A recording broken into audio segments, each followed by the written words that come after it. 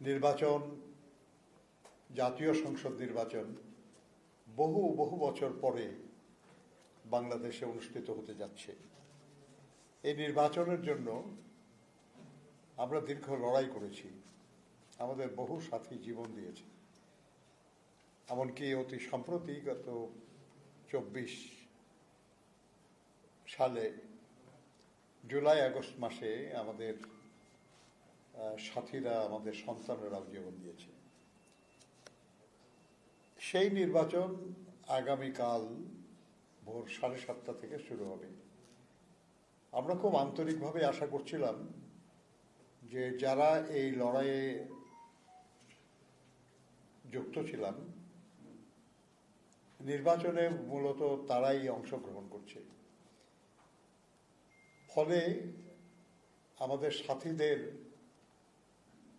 আকাঙ্ক্ষা বাস্তবায়নে সবাই শান্তিপূর্ণভাবে, আন্তরিকতার সাথে, গণতান্ত্রিক পদ্ধতিতে এই নির্বাচনে যুক্ত থাকবেন। বিজয়ের আকাঙ্ক্ষা তো সবারই থাকে, কিন্তু সেই আকাঙ্ক্ষা পূরণের জন্য অনৈতিক পথ গ্রহণ করা, বেআইনি পথ গ্রহণ করা, এটা কাঙ্ক্ষিত ছিল না। কিন্তু দুর্ভাগ্য আমাদের যে আমরা আজকে সারা দিনে যেসব তথ্য উপাত্ত আমরা পেয়েছি তাতে আমরা খুবই মর্মাহত। আমার সাথীরা যেসব তথ্য সংগ্রহ করেছেন, প্রায় 127টি বিষয় আমাদের সামনে এসছে। আরও বাইরে আছে, সবগুলি নিয়ে আমরা দেখতেও পারি নাই।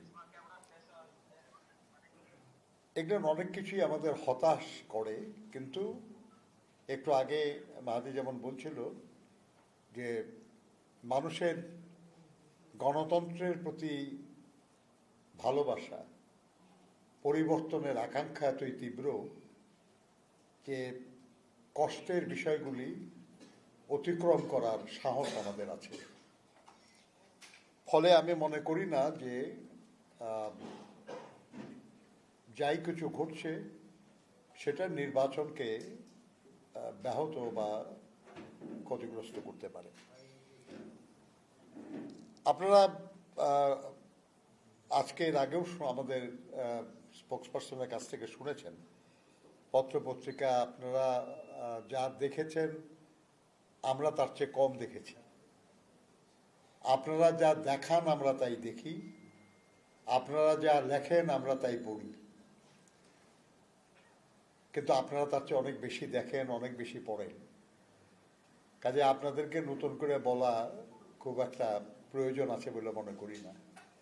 কিন্তু তবুও রাজনৈতিক দল হিসাবে আমাদের কনসার্নের জায়গাগুলি আপনাদের সামনে উপস্থাপন করা আমরা প্রয়োজন মনে করি। আপনারা আজকে সৈয়দপুর এয়ারপোর্টে একজন জামায়াত নেতার কাছে প্রায় 75 লক্ষ টাকা না 74 লক্ষ টাকা উদ্ধারের কথা শুনেছেন। খুব ইন্টারেস্টিং কিছু বিষয়। তাদের দলের পক্ষ থেকে বলা হয়েছে যে এটা তার ব্যবসার টাকা, কিন্তু আপনাদের এই মিডিয়া এসছে যে তিনি কোনো ব্যবসায়ী না, তিনি একজন কর্মজীবী মানুষ এবং তার বার্ষিক ইনকাম, যেটা তিনি তার ইনকাম ট্যাক্স রিটার্নে দেখিয়েছেন, এই ইনকাম ট্যাক্স রিটার্ন তার জাতীয় রাজস্ব বোর্ডে পেশ করা, সেটাতে দেখা যাচ্ছে যে তার বার্ষিক উপার্জন 4,63,486 টাকা এবং তিনি ন্যূনতম কর যেটা 3,000 টাকা মাত্র আয়কর দিয়েছেন। কাছে একদিকে তিনি ব্যবসায়ীও নন, অন্যদিকে তার উপার্জনও এমন না যে তার কাছে এত টাকা ভ্রমণের সময় থাকতে পারে। ফলে এটা দুঃখজনক আর কি, যে যারা খুব নীতির কথা বলেন, সৎ মানুষের কথা বলেন, এসব তাদের একজন নেতা বা তার পক্ষে তার দলের কিছু মানুষ তারা এমন সব কথা বলেন যে কথা যুক্তিগ্রাহ্য না। আমরা এটা নিন্দা জানাই। আমরা মনে করি যে এটা ঠিক না। আমরা কেন ঠিক না এটা আরেকটু পরিষ্কার হবে আপনাদের কাছে যদি আমরা দেখি যে তারা কিভাবে এই টাকা ব্যয় করছেন। এর আগে একটু বলে রাখা ভালো যে আমরা যখন এই নিউজটা খুব হচ্ছিল তখন আমাদের নির্বাচন কমিশনের সচিবকে কোট করে একটা খবর প্রচারিত হয়েছিল যে তিনি বলেছেন যে 5 লাখ কেন 5 কোটি টাকা ব্যবহার করাটাও অস্বাভাবিক কিছু না, এটা অবৈধ না বা অন্যায় না। আমরা অবাক হয়েছি যে এরকম কথা বলার কোনো প্রয়োজন নাই। তো যুগান্তরে এই রাত 10টার একটা 10:15 দিকে একটা নিউজ বের হয়েছে যে ইসি সচিব বলেছেন যে আমাকে জামায়াত নেতার টাকা বহন ইস্যুতে আমাকে মিসকোট করা হয়েছে। আমরা নির্বাচন কমিশনে গিয়েছিলাম, আরো কিছু বিষয় ছিল আলোচনার জন্য। সেখানে তিনি স্পষ্ট করে বলেছেন যে আমি কখনো এরকম কোনো কথা বলি নাই, বরঞ্চ পত্রিকায় আমাকে কোট করে এসব কথা বলার পরে আমি সাংবাদিকদের সামনে গেছি এবং তাদেরকে আমি বলেছি যে কেন আমাকে মিসকোট করে আপনারা এসব কথা বললেন। এরপরে তার সঙ্গে কথা বলার শেষে আমি সেখানে যারা সাংবাদিক ছিলেন তাদেরকে আমি এটা জানিয়েছি যে আপনাদের পত্রিকায় ছাপা হলো,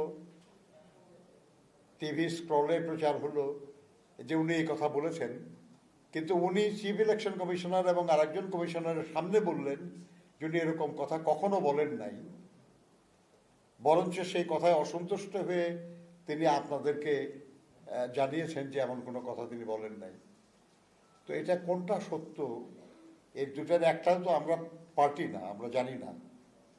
আপনারাই ঠিক করেন যে কোনটা ঠিক। ব্যাপারটা দুঃখজনক এ কারণে যে যেটাই সত্য হোক দুর্ভাগ্যজনক ইসি সচিব কথা বলতে পারেন না এমন, আর পত্রিকাও এ ধরনের যদি বিস্কুট হয়ে থাকে তাহলে আগামীকাল নির্বাচন আজকে এই ধরনের নিউজ প্রকাশ করাটা সঠিক বলে আমরা মনে করি না।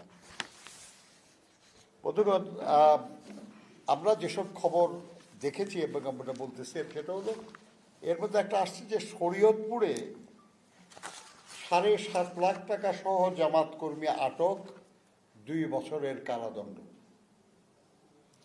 আমরা একটু আগে বলছিলাম আপনাদের যে একজন কর্মজীবী মানুষ যিনি আসলে ব্যবসায়ী নন, তার কাছে 74 লাখ টাকা পাওয়া যায় কেমনে?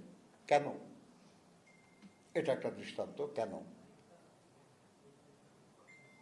7.5 লাখ টাকা সহ একজন জামায়াত কর্মী আটক হয়েছে এবং তাকে 2 বছরের কারাদণ্ড দেওয়া হয়েছে।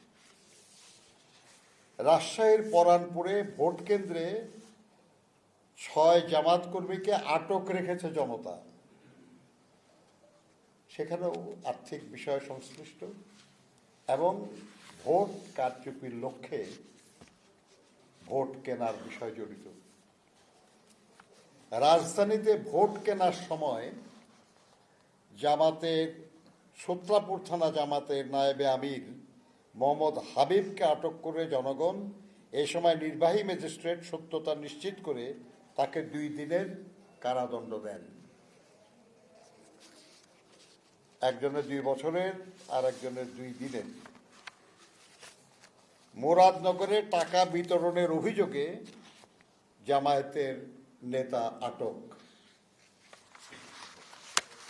টাকা বিতরণের অভিযোগে নেত্রকোনা ইউনিয়ন জামায়াতের আমির আটক। সৈয়দপুর, কুমিল্লা, শরীয়তপুর, পটুয়াখালীতে টাকা সহ জামায়াতের 12 নেতা আটক। এগুলো কিন্তু আপনাদের পত্রিকাগুলিতে প্রকাশিত খবর বলছি আমরা, এটা আমাদের কোনো সূত্রে প্রাপ্ত খবর না। আপনার পটুয়াখালী 1 আসনে ভোটারদের টাকা দেওয়ার অভিযোগে জামায়াত নেতা আটক। এটা আপনাদের আরেক পত্রিকার নিউজ, এটা টিভি চ্যানেলের। পল্লবীতে জামায়াতের 2 পোলিং এজেন্টের কারাদণ্ড, কেন্দ্র থেকে অফিসার বহিষ্কার। এটা অফিসারের সঙ্গে যোগ সাজসে দলীয় কর্মীরা এমন কিছু করছিলেন যেটা সুষ্ঠু নির্বাচনের পথে বাধা সৃষ্টিকারী, যার জন্য এটা ঘটেছে।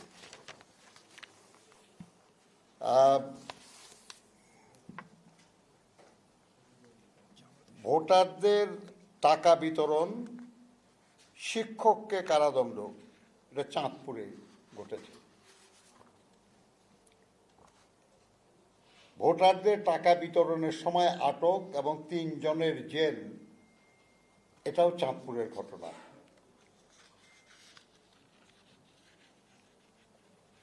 নির্বাচনের একদিন আগে টাকা সহ আটকের ঘটনা গভীর ষড়যন্ত্র, এটা বলেছেন তারা।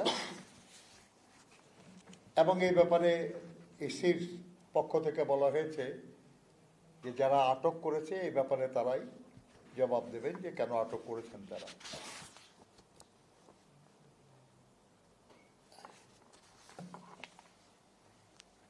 সিরাজগঞ্জে কামারখন্দ উপজেলায় ভোট কিনতে গিয়ে জনতার ধাওয়া খেয়ে দৌড়ে পালিয়েছেন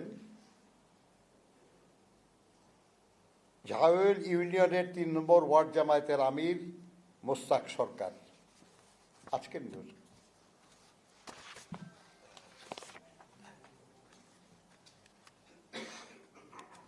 সাধারণ মানুষ বেশ সচেতন হয়ে যাচ্ছে এবার।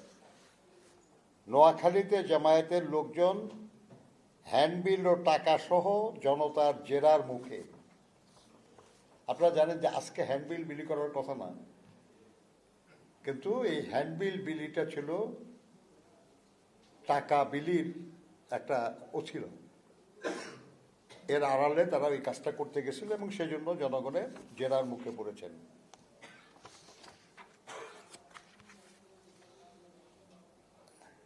আপনার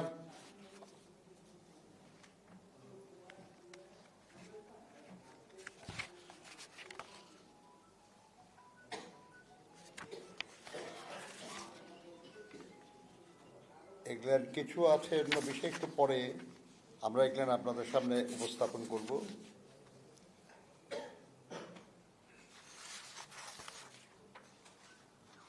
আপনার কুমিল্লা 4, এটা জানেন আপনারা যে এনসিপির মুখ্য সংগঠক হাসনাত আবদুল্লাহ সাহেব ওখানে প্রতিদ্বন্দ্বিতা করছেন। তার পক্ষ হয়ে ভোটারদেরকে টাকা বিতরণ করার চেষ্টা করছে বা করছেন সুবিল ইউনিয়নের সাবেক ছাত্রলীগের যুগ্ম আহ্বায়ক, বর্তমানের এনসিপি নেতা মিশকাত। জনগণ এটাকে প্রতিহত করছে।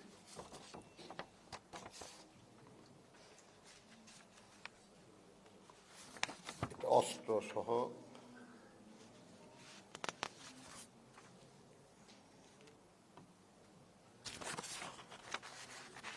আপনার এর সঙ্গে এখন আপনার অন্য কিছু নির্বাচনী অপরাধ যেখানে সংগঠন করা হচ্ছে আর কি, এটা নিয়ে ফরিদপুরের 3 নম্বর আসনের 21 নম্বর ওয়ার্ডের অন্তর্গত স্কুল কেন্দ্রের ভিতরে প্রেজাইডিং অফিসারের কক্ষে জামায়াতের নেতৃবৃন্দের সাথে গোপন মিটিংরত অবস্থায় সেই প্রিজাইডিং অফিসারকে এলাকার জনগণ ধরে ফেলে। জাল ভোট দেওয়ার অভিযোগে নারায়ণগঞ্জের জনগণের হাতে আটক জামায়াত নেতা। আমাদের কাছে মনে হতে পারে যে ভোট শুরুই হয় না, এই কাজে জাল ভোট দেয় কেমন। এটা আসল ঘটনা হলো যে রূপগঞ্জের এখানে, নারায়ণগঞ্জের এটা সিদ্ধিরগঞ্জ এলাকায় বোধহয়, সেখানে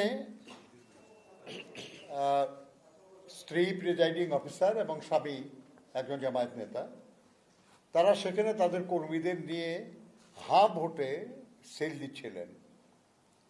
এটা জনগণ এটা দেখে ফেলে এবং দেখে এটা নিয়ে আপত্তি করে, জনতার হাতে আটক হন তারা, এবং পরবর্তী পর্যায়ে প্রিজাইডিং অফিসারকে প্রত্যাহার করা হয়েছে অভিযোগ সত্য প্রমাণিত হওয়ায়। আপনার মিরপুরের রূপনগরে অস্ত্রসহ জামাত কর্মীকে সেনাবাহিনীর কাছে হস্তান্তর। আপনার খুলনা 5 আসনের ডুমুরি এলাকার হিন্দু ধর্মাবলম্বীদের জামাত ইসলামীকে ভোট না দিলে ভিটার উপরে পা রাখতে দেওয়া হবে না বলে হুমকি দিয়েছে দেখা যায় জামাতে ইসলামীর সনাতনী কমিটির সভাপতি ডাক্তার নিত্যরঞ্জন রায়কে। আপনারা জানেন যে তাদের একটা সনাতনী কমিটি আছে আর কি, হিন্দু ধর্মের লোকদের কমিটি। তারা ধমকাতেছে অন্য হিন্দুদেরকে যে ভোট না দিলে তাদের ভিটায় পা রাখতে দেওয়া হবে না। রাজশাহীতে কৃষক দল নেতার রগ কেটে পালালো দুর্বৃত্ত। পরবর্তী দেখা যায় যে সেই দুর্বৃত্তরা আমাদের একটা বিশেষ দলের তারা কর্মী। পলাশবাড়িতে জামায়াত নেতার বসতবাড়ি থেকে প্রচুর লাঠি উদ্ধার। জামায়াত নেতার মাছের খামার থেকে জিআই পাইপ এবং ককটেল তৈরির সরঞ্জাম উদ্ধার। এগুলো সব ছবি সহ প্রকাশিত হয়েছে।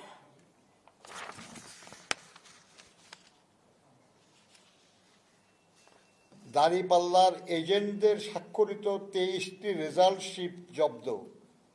এটা ঝিনাইদহ 4 আসনের কালীগঞ্জ, সেখানে সলিমুন্নেসা বালিকা বিদ্যালয় কেন্দ্রে দাঁড়িপাল্লা প্রতীকের এজেন্টের স্বাক্ষরিত 23টি রেজাল্ট শিট উদ্ধার করা হয়েছে। আপনারা জানেন যে বাই দিস টাইম নির্বাচনের ব্যাপারে যেসব কাগজপত্র পাঠানো হয় এগুলো প্রিজাইডিং অফিসারদের কাছে পাঠানো হয়ে গেছে। সেখানেই এই ঘটনাটা তাদের সহযোগিতায় এই ঘটনাটা ঘটেছে। এই ব্যাপারে আইন শৃঙ্খলা রক্ষাকারী বাহিনী তারা 23টি রেজাল্ট শিট উদ্ধার করেছে আর কি, এবং সেখানে জব্দ করা হয়েছে এবং ছিঁড়ে ফেলা হয়েছে। এক্সিকিউটিভ ম্যাজিস্ট্রেট আর কি উনি বলেন যে খবর পেয়ে কেন্দ্রে এসে 23টি রেজাল্ট শিট জব্দ করা হয়েছে, সেগুলো ছিঁড়ে ফেলা হয়েছে, নতুন রেজাল্ট শিট তৈরি করার জন্য বলা হয়েছে এবং প্রিজাইডিং অফিসারকে সেভাবে নির্দেশনা দেওয়া হয়েছে। মানে এমন মানুষদেরকে বিভিন্ন দায়িত্ব পেয়েছে যারা একটা এইভাবে করতেছেন তারা। আমরা নিজেরা কিছু অভিযোগ করেছিলাম, আমাদের আনসারদের মধ্যে খুব কৌশলে কিছু লোকজন ঢোকানোর চেষ্টা হচ্ছিল। এটা চেষ্টা করছিল কর্তৃপক্ষ, চেষ্টা করতেছিল সেটা ধরার, এবং তারা এই রাজধানীর হাতিরঝিল এলাকার আনসারের এক দল নেতাকে টাকার বিনিময়ে অবৈধভাবে 330 জনকে নির্বাচনের দায়িত্ব অন্তর্ভুক্ত করার অপরাধে গ্রাম প্রতিরক্ষা আনসার এবং গ্রাম প্রতিরক্ষা বাহিনী তাদের দায়িত্ব থেকে সরিয়ে দেওয়ার নির্দেশ দিয়েছে। ধরা পড়েছে, নির্দেশ দিয়েছে, এখনো ধরা যারা পড়েনি। আমরা আশা করি যে কর্তৃপক্ষ ব্যবস্থা নেবেন এবং তাদেরকেও দায়িত্ব থেকে অব্যাহতি দেবেন, যাতে করে অন্যায়ভাবে কেউ এটা করতে না পারে। কোনো প্রশিক্ষণ ছাড়াও কেউ কেউ দায়িত্ব পেয়েছে এরকম একটা কথা জানা যাচ্ছে আর কি। রাজধানীর গুলশানের 19 নম্বর ওয়ার্ডের দলনেত্রী মোসাম্মদ শাহনাজ সুলতানা এবং ভাটারা থানাধীন 40 নম্বর ওয়ার্ডের দলনেত্রী শামসুন নাহারকে একটি বিশেষ রাজনৈতিক দলের সংশ্লিষ্টতার প্রাথমিক সত্যতা পাওয়ার পর দায়িত্ব থেকে সরিয়ে দেওয়া হয়েছে।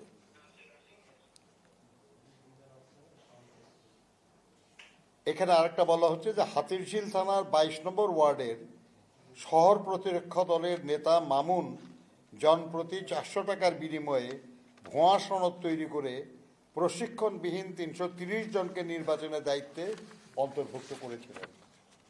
এগুলো সবই আপনাদের পত্রিকার এবং টিভি চ্যানেলের নিউজ, আপনাদেরকে বলছি আমি। ইন্ডিপেন্ডেন্ট যাই হোক, বিভিন্ন পত্রিকা আপনার বলার দরকার নাই যে জামায়াতের বিরুদ্ধে রাজধানীতে ভোট কেন্দ্র দখলের চেষ্টার অভিযোগ উঠেছে বিভিন্ন জায়গায়।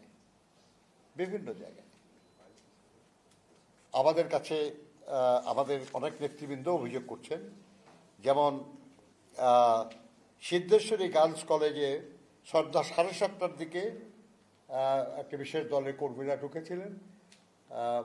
অন্যরা এটাতে আপত্তি জানিয়েছেন, পুলিশ এসছে। আসার পরে সেই কেন্দ্র থেকে যারা ঢুকেছিল তাদেরকে জামাত কর্মী তাদেরকে নিয়ে বের করে নিয়ে গেছে, নিয়ে পরে তাদেরকে ছেড়ে দেওয়া হয়েছে, ওয়ার্নিং দিয়ে বা সতর্ক করে ছেড়ে দেওয়া হয়েছে। ইন্টারেস্টিংলি যে নানা কৌশল কত রকমের হয় বোঝাও মুশকিল আর কি।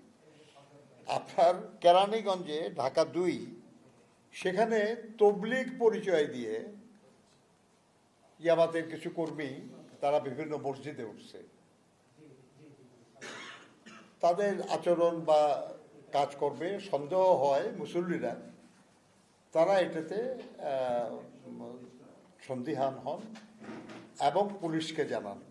পুলিশ তাদেরকে জিজ্ঞাসাবাদ করে দেখে যে তারা আসলে তবলিগে আসে না। তবলিগে আসলে কিছু প্রস্তুতি নিয়ে আসে, আপনারা জানেন।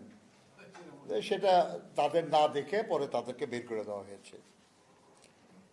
আপনার এই ধরনের ব্যাপার আর কি।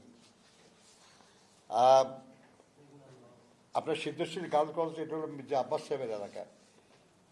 উনি বললেন যে আরও 9টা কেন্দ্রে লোকজন ঢোকানোর চেষ্টা হচ্ছে, সেখানে তার কর্মীরা আপত্তি করছে, বাধা দিচ্ছে, এখনো ঢুকতে পারছে না, কিন্তু কখন ঢুকে যাবে কে জানে।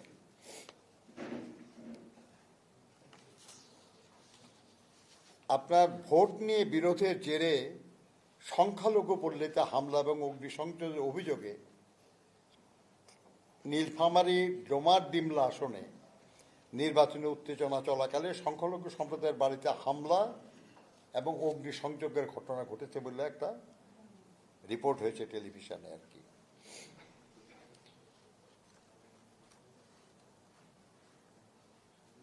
সেখানে প্রার্থী, আমাদের জোটের একজন প্রার্থী, তাকে বিব্রত করার জন্য এটা করা হচ্ছে, কিন্তু অভিযোগ যাদের বিরুদ্ধে পাওয়া গেছে আর কি, তারা আমাদের প্রতিপক্ষ দলের সদস্য। খুবই বাজে একটা খবর, সেটা হলো দাঁড়িপাল্লায় ভোট দেওয়ার চাপ, গৃহবধূকে একা পেয়ে ধর্ষণ চেষ্টা জামাত কর্মীদের। আমি আবার বলছি আপনাদের যে এখানে কোনোটাই আমাদের বক্তব্য না, আপনাদের যারা সত্য সন্ধানী, যারা সব জায়গায় সারা দেশে যেখানে যা ঘটে সেটা জনগণের সামনে তুলে ধরেন, তাদের আমরা মনে করি আর কি যে যদি আমরা তাদের বিশ্বাস না করি আর কাকে বিশ্বাস করব। তো সেই জন্য আমরা আপনাদেরকে একটু জানালাম আপনাদেরকে যে আমরা আশা করব যে আপনারা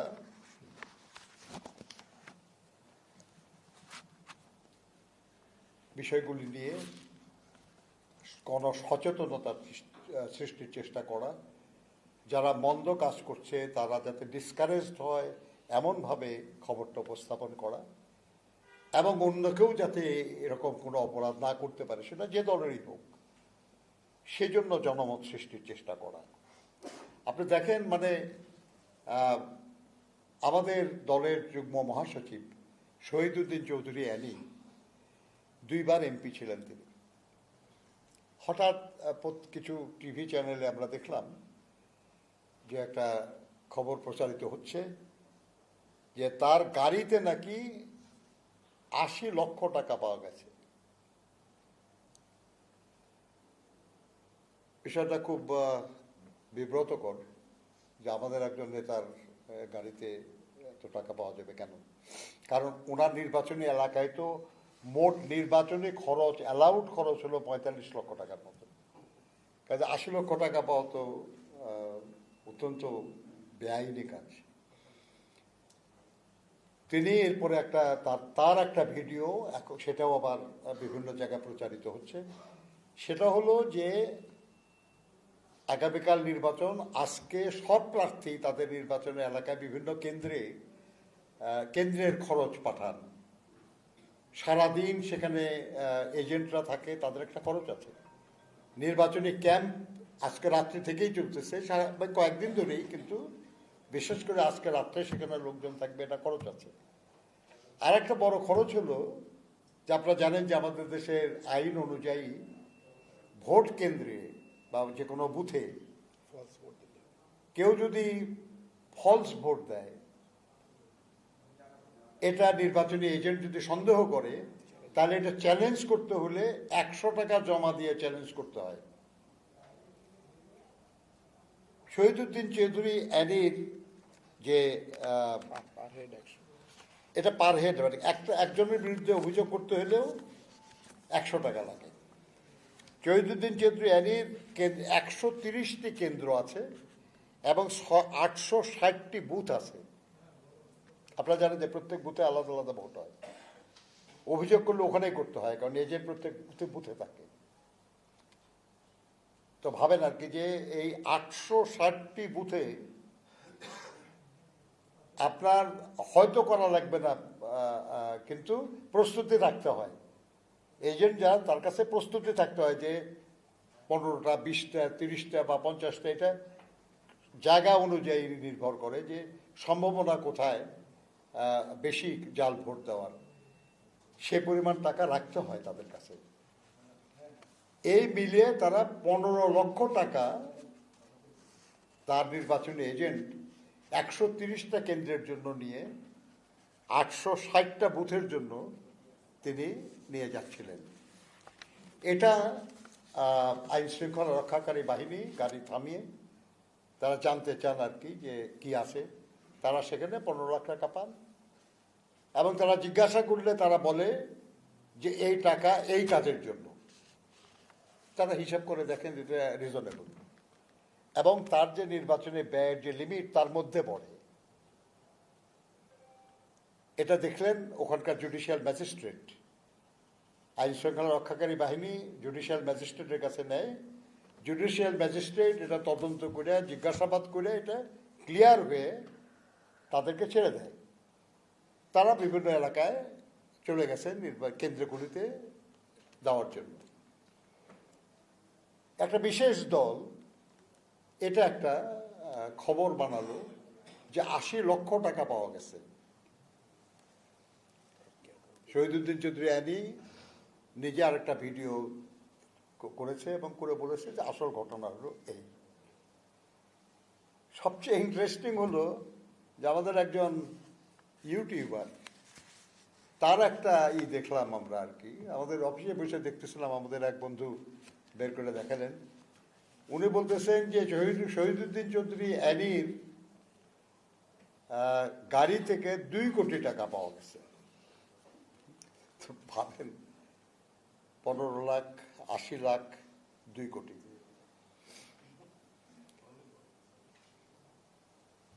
তো এখন এগুলো আমাদেরকে দেখতে হইতেছে আর কি। আমার মনে হয় যে সেটা ঠিক আছে, আমরা রাজনীতি করি, যে কেউ আমাদের বিরুদ্ধে অভিযোগ করতে পারে আর কি, কিন্তু এটা যুক্তিসঙ্গত হওয়া তো উচিত নাকি? যুক্তিসঙ্গত হচ্ছে না আর কি। এনিওয়ে, আমরা মনে করি যে সেটা হলো যে আগামীকাল নির্বাচনটা অবাধ, সুষ্ঠু, নিরপেক্ষ হোক। আমরা চাই, আমরা এই নির্বাচনের জন্য অনেক সাথী জীবন দিয়েছে আমাদের। আমরা জনগণের গণতান্ত্রিক অধিকার পুনঃপ্রতিষ্ঠিত হোক এটা চাই এবং জনগণের সমর্থন নিয়েই আল্লাহর মেহেরবানিতে আমরা রাষ্ট্র পরিচালনার দায়িত্বে যেতে চাই এবং সেই দায়িত্ব পেয়ে আমরা জনগণের কল্যাণ সাধন করতে চাই, জুলাই সনদের বাস্তবায়ন করতে চাই, নির্বাচনী ইশতেহারে আমাদের দলের চেয়ারম্যান যা যা ঘোষণা করেছেন আমরা সেসব বাস্তবায়ন করতে চাই। এর পথে নানা বাধা নানাভাবে সৃষ্টি করার চেষ্টা চলছে। কেউ সৃষ্টি করছে যারা আমাদের এই গণতন্ত্র পুনর্বহালই পছন্দ করে না, কেউ চেষ্টা করছে, তারা মনে করছে যে নির্বাচনে তাদের জেতার সম্ভাবনা কম। যেটাই হোক, আমরা আপনাদের মাধ্যমে আমাদের দলের সব নেতাকর্মীদের এবং দেশের জনগণের প্রতি অনুরোধ জানাবো যে এত বছর লড়াই করে যা আমরা অর্জন করতে যাচ্ছি সেটা যাতে বাধাগ্রস্ত না হয়, সেজন্য আপনারা পালাক্রমে কেন্দ্রগুলি পাহারা দেবেন। আপনারা সবাই ভোট কেন্দ্রে যাবেন, ভোট দেবেন এবং ভোটের ফলাফল বুঝিয়ে নিয়ে তারপরে ভোট কেন্দ্র পরিত্যাগ করবেন। এর সবটাই আমরা চাই অবাধ, সুষ্ঠু, নিরপেক্ষ নির্বাচনের লক্ষ্যে, জনগণের সমর্থনে শক্তিশালী একটা গণতান্ত্রিক সরকার প্রতিষ্ঠার লক্ষ্যে এবং আগামী দিনে এই জনগণের সমর্থনে দেশ এবং দেশমাতৃকার কল্যাণ নিশ্চিত করার লক্ষ্যে আমরা এই লক্ষ্যে আপনাদের সহযোগিতা প্রার্থনা করি। আপনাদেরকে ধন্যবাদ।